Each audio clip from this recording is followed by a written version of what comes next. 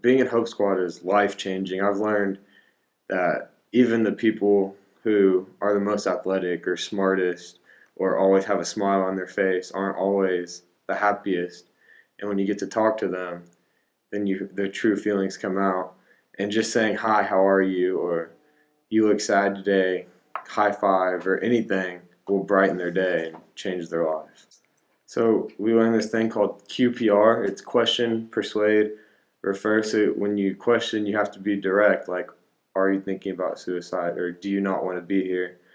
And then if they say yes, or you can just tell, then you persuade them to see a counselor or talk to somebody to get help, and then you refer them to get help.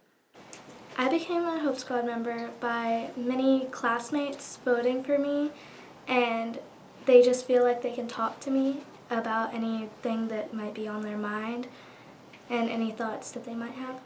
It's an amazing experience and opportunity because I get to make a difference in many people's lives around me, especially those who feel like they can't talk to others or they might not feel comfortable talking to an adult, so they can talk to a child their age. I did have a friend that was cutting herself. I just really wanted to help her because I couldn't lose her, and it just made me feel really good the way I helped her.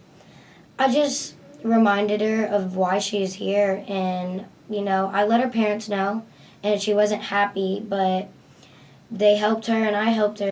She's doing awesome. She's happy and she's doing good in school and everything like that. Most of the time, kids find it more comfortable talking to kids about how they feel, and they find it hard to talk to adults about how they're feeling. So it's good to have a Hope Squad group here to talk to kids that are having trouble. Who was a girl.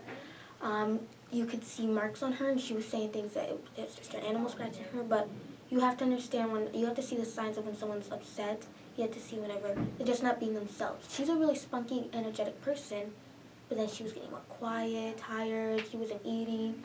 You could just see the signs easily. Well, into my next step, I did talk to an adult, and she was talking to her as well, and they understood, and we cooperated on this situation, and now she's doing better, and she's not hurting herself. She's the same person she used to be, and it's lovely. It means that I can be trusted by my friends and that I can be a leader. We cheer people up and help them through rough times. There was a couple incidents where there was kids that may or may not have been molested as a kid, and someone brought it up, and it triggered a whole bunch of memories, and they were thinking about just calling it quits, and I had reported it, and I had got them help that they needed, and they're still here today. Sometimes you have to recognize if everyone's happy, and that's what I found out. There was a kid, and he wasn't happy. He really just he was upset about something that had happened, and so what I did was I had talked to him, and then this is when it became a problem because he wanted to hurt himself. So that's when I had to come to a Hope Squad advisor, and I had to talk to them, and then we talked about it. And then I know the next day, it was very proud. I felt really proud when he just came running up to me and gave me a hug. He was like, "Thank you, I'm happy," and stuff like that. It was really great. What we learned in Hope Squad is doing things like we can help people, and we find ways we learn about suicide, and we learn ways to stop it and ways to prevent suicide. And we watch videos on things that we can do to make compliments and give people compliments so that they feel good about themselves. A friend had been going through things with their family, and for a while they've just been in a dark place, and they talked to me about it, and I was able to talk to them, and I think me being able to talk to them and get them help prevented actions that they could have taken. They were telling me how they just felt empty, and they didn't see worth in themselves. I told my mom about this conversation, and she was able to contact her mom, who was able to get her help. And I do think it was a suicide prevention. It was abuse with one girl. It was, I think, around the 3rd grade. She had her father abusing her, and she didn't want to say anything because she was too scared. And I told her, you need to talk to someone. You need to talk to someone who you trust. You don't just have to tell someone, because then it can get off your chest, at least the hardest part of telling someone. We learn how to be like good listeners. So like if someone's telling us how like I don't know, their dog died, very tragic. Like once we were like the meeting was about like how we need to pay attention and not just get distracted because it's really important to them.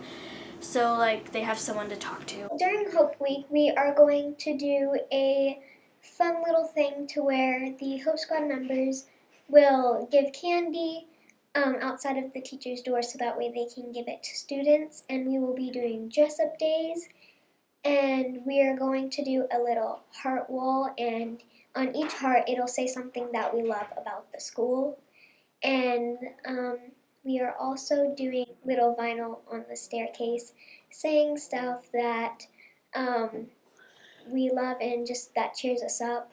And we are also going to be opening car doors in the morning, giving a muffin to the parents, and holding up signs that will make or brighten somebody's day. Suicide is a thing in my family, and so I feel like being able to understand suicide and like being able to prevent it now is like unbelievable. Like knowing that I can prevent someone from taking their own life and allowing them to live the life that they were meant to live, it's like there's nothing greater than that.